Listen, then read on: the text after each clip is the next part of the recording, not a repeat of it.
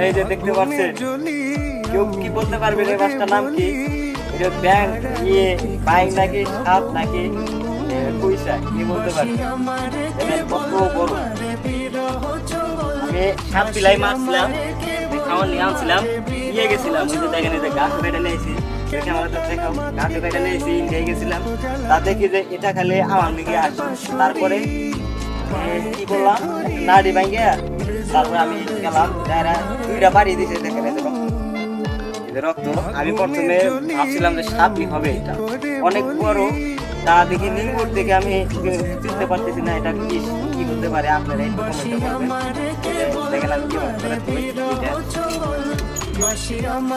প্রথম আমি যখন এটা বাড়িতে নিয়ে এসেছি সবাই ভয় পাইছিল।